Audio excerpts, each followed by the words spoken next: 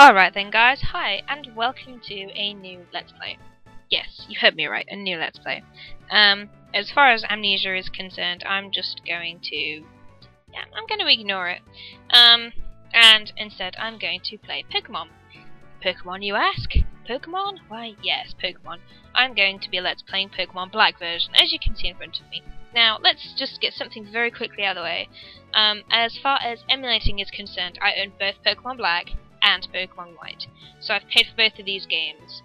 Yes, I downloaded the ROM for free, yes, I downloaded the emulator for free, but as I have paid for both games, technically this is nothing illegal. So, chillax, bro, just sit down and enjoy the LP. This is actually post-commentary. Although the game records like perfectly fine, you can see we've got absolutely no problems here.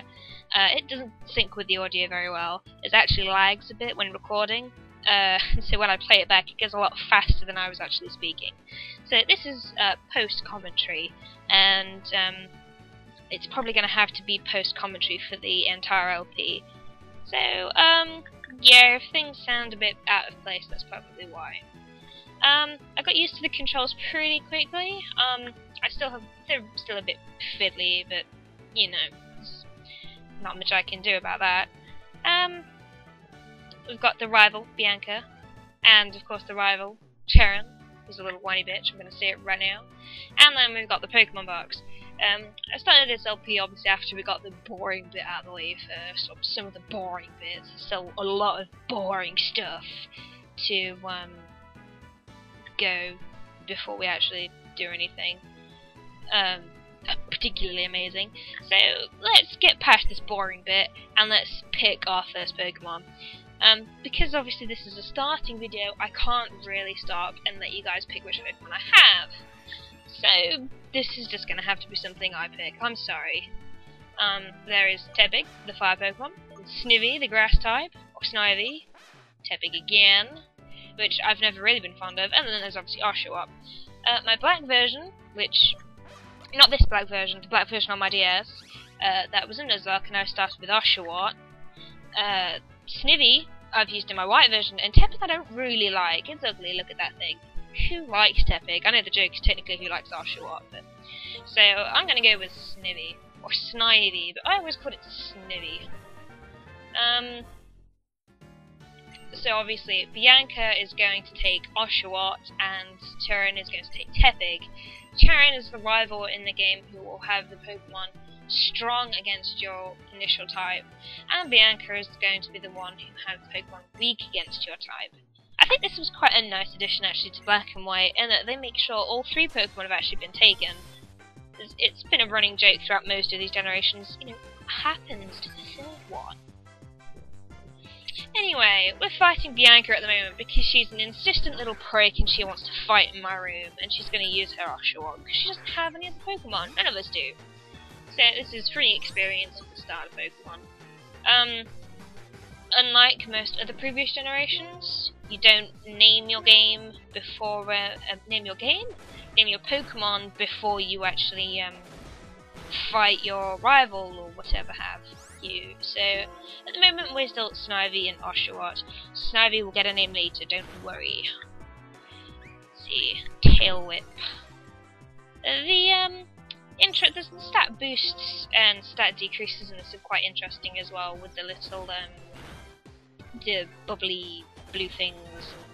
If a stat falls, a bubbly red thing if a stat goes up.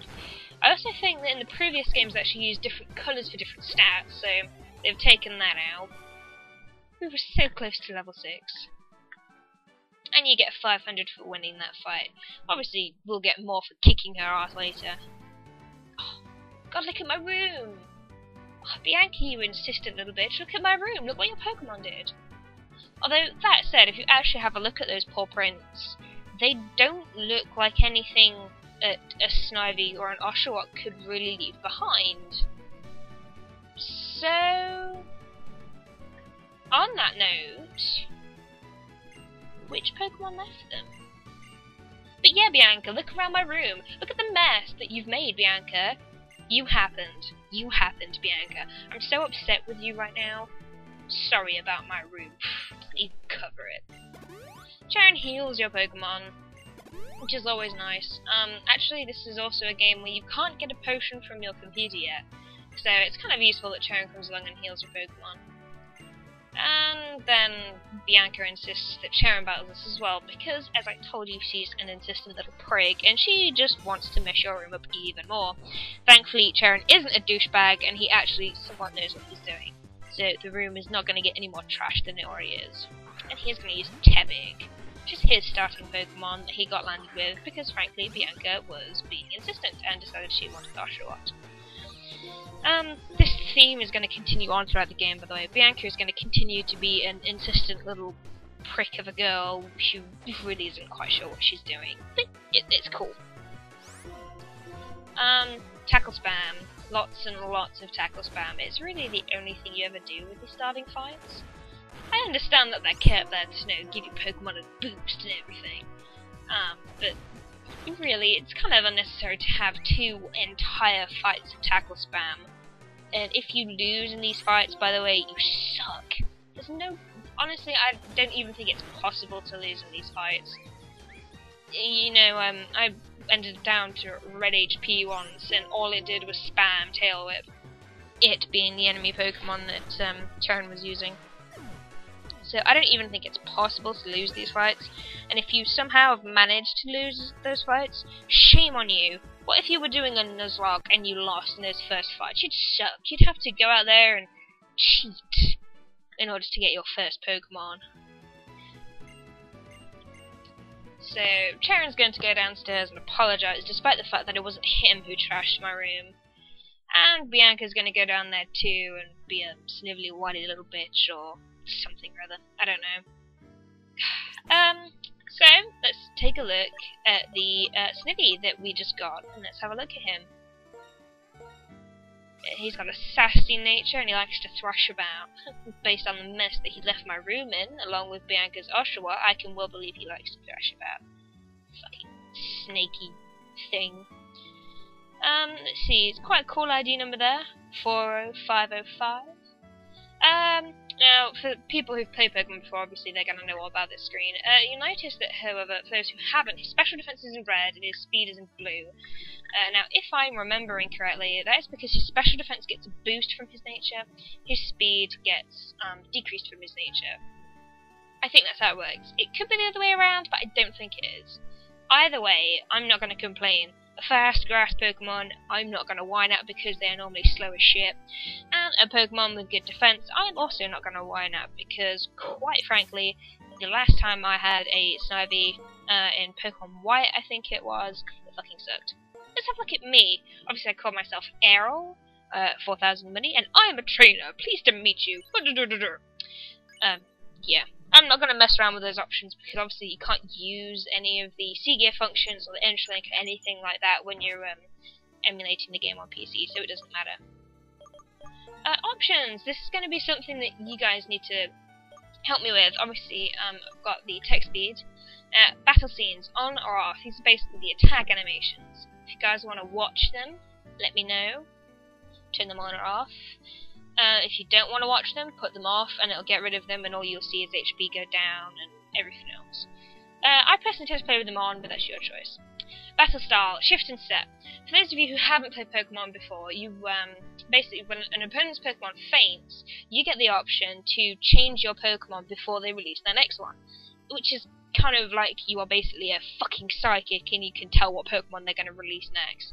I guess it's based on the idea that they shout it out before they throw it, so it gives you a chance to switch. If you have it on set, it means that you don't get a chance to switch your Pokemon, and if you need to switch, it actually takes up the turn instead of not taking up any turn at all. So you can decide whether we have it on shift or on set. Shift makes the game a little bit easier, I guess, considering I've always played on shift, frankly. I've never played a game on set before. And then obviously save features that we're not going to need to worry about because we're not going to be using the C-Gear. So keep that comment in the video below and let me know. Shift, set, animations, yes or no. Obviously there's also the question of Nuzlocke. Personally, I'm already running a Nuzlocke of Black. I don't know whether I'd really want to run another one. Particularly because it's been a while since I've actually played Pokemon properly, so I'm not as pro as I used to be. see. Bianca offers to clean up, and because your mum's a hard ass, she's like, nah, I'll do it myself.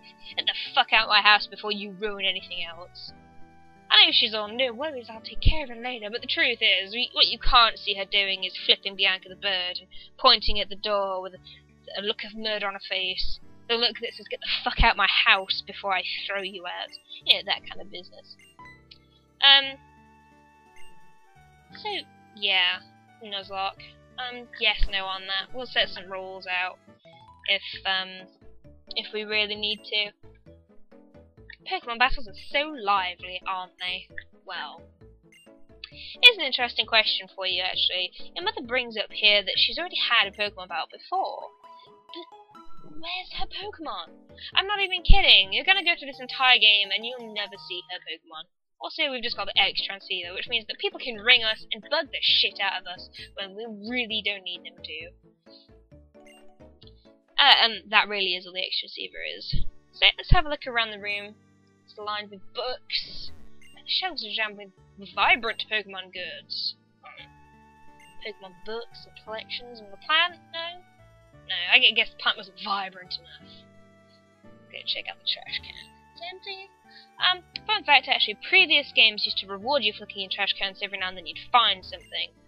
Not in this game. To my knowledge, I've never looked into a trash can and actually found anything. The #1 missed opportunity trainer, according to our independent research, New Merva's Herald Town has, amazingly, had 0 Pokemon get away. It can't be helped. Oh, wait, what? It can't be helped. I'm sure you'll see them. See who again someday? You've just said I've not had any Pokemon get away from me. But, you know what? Never mind. Just never mind.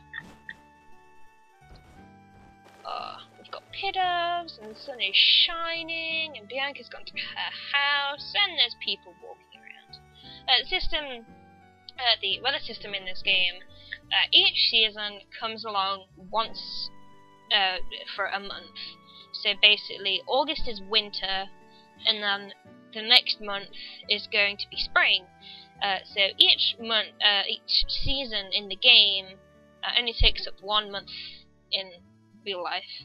And if my math's correct, that does indeed mean that each season comes 3 times a year. We've got Bianca's house, and Sharon's house, and my house, and everyone else that you can see around town. Those other 3 people, they don't have homes. They live in the trees. Let's see. No, 1,000 times no. Oh dear. No, Bianca, you're not a good trainer. Did you see the mess you left my room in? Oh, the nerve, calling yourself a good trainer. Oh well. It doesn't change the fact Dad's being a bit of an asshole, you know. It's kind of mean. Dude, you're an ass. I mean, seriously, why'd you do that, man? She's not a good Pokemon trainer, but you're an ass. Seriously. Evil. Scum. Scum of the earth. Okay, I'm done.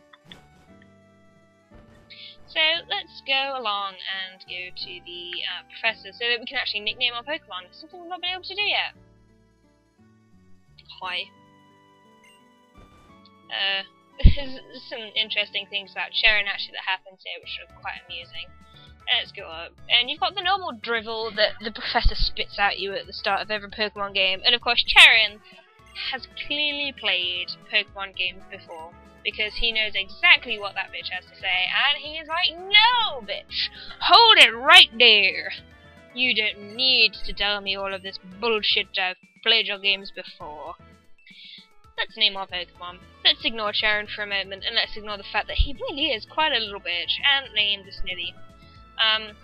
We're going to be calling the Snivy Forced.